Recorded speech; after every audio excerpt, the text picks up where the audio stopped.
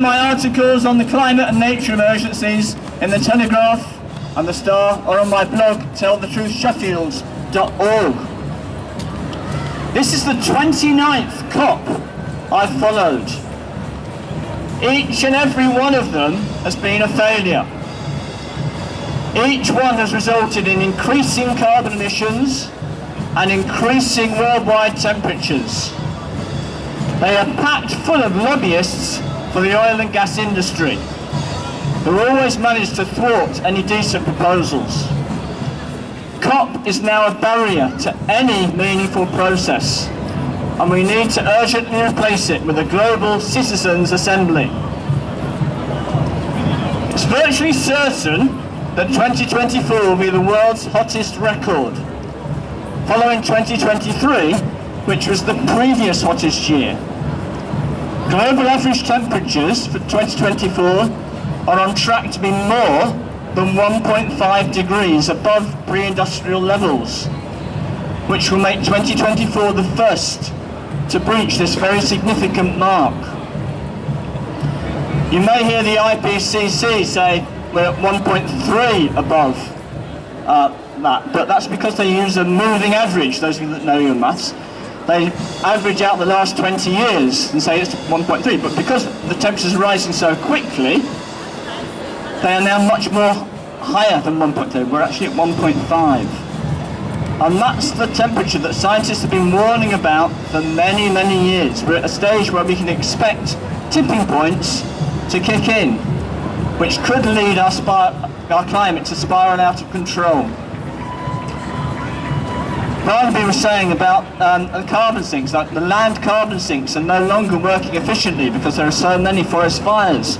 So instead of absorbing the carbon, the trees are now emitting it through the fires, etc. But there are other nasty tipping points like AMOC. Do you know about AMOC? AMOC is the Atlantic Meridional Oscillating Circulation. It's what keeps our nice climate here in the UK. We're relatively warm, despite being quite close to the Arctic. But that system could shut down, and it could shut down at any time. What that would mean is freezing temperatures here, like a mini ice age, but for the rest of the world, really, really hot temperatures, so crops will fail and there'll be global starvation. Well, maybe the first major tipping point would be the methane escaping from the Arctic, the tundra. Where it's frozen underneath the tundra, there is lots of methane. When it melts, it can burst out. It is already bubbling out slowly in many places, but it could burst out in a gigantic methane bomb and cause massive worldwide increases in temperature.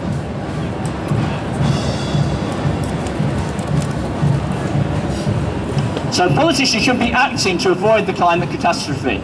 But in the global north, they are either extremely stupid because they deny the science, or extremely deceitful because they tell the public they care about climate change, then do little to ameliorate it. We have Trump, Farage, Badenoch in the first camp, and Starmer, Harris, Biden, most European leaders in the second. Keir Starmer at COP29 has shown why he is not a climate leader. Strengthening targets he's done, that's good, but meaningless without the policies that will meet those targets. Starmer says he won't make changes that impact our lifestyles. But it's impossible to tackle the climate and nature emergencies without significant changes, including less driving, eating less meat, insulating and retrofitting homes, and flying far less. If he was a climate leader, he would explain that to the people, leading the effort by making the necessary changes himself. Starmer may be making progress on renewables, but he's going in completely the wrong direction with his £22 billion investment in carbon capture and storage, which will simply prolong the life of the fossil fuel companies. This should be invested in insulation, keeping homes warm and reducing the need for heating.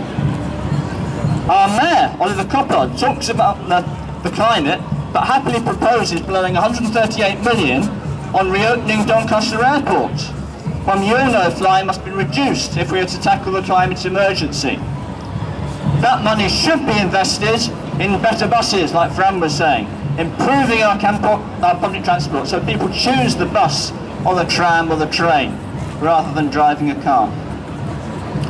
So what are Extinction Rebellion doing? Well, the last 2 weeks we've highlighted the insurance industry with our Insure Our Survival campaign. We are shaming the insurance companies that insure fossil fuel companies. Without this insurance, the companies would not be able to proceed with their drilling and their mining. It's so unfair that householders in Catcliffe can't get insurance because of the increased flood risk, yet the companies that cause this increased flood risk can get insurance for their ecological projects. In Sheffield, we gathered outside Aon on Napier Street who broker insurance deals for fossil fuel companies. We will continue to shame them until they stop. Can you say that to me? Shame on Aon! Shame on Aon! Shame on Aon! Last week we travelled to Huddersfield to shame Syngenta. This company exports dangerous pesticides banned in this country and other countries worldwide, including paraquat. Paraquat is really dangerous. One tiny sip of paraquat can kill a human.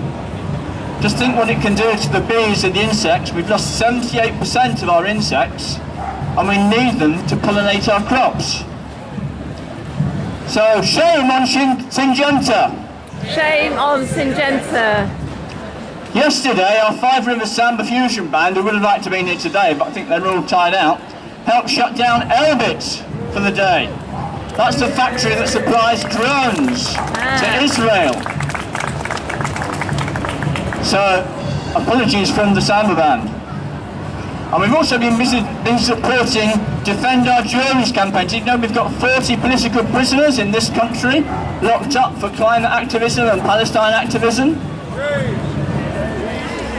And today, our sister organisation, Christian Climate Action, are campaigning on the Climate and Nature Bill. Please support their campaign by writing to your MP and asking them to commit to backing the bill in the House of Commons for its second reading on the 24th of January. We must get all our MPs there, otherwise that bill could fall. You're very welcome to join us at XR meetings. We meet on the 1st and 3rd Monday, every Monday, 6:45 at Union Street. Please come and join us. Thanks a lot.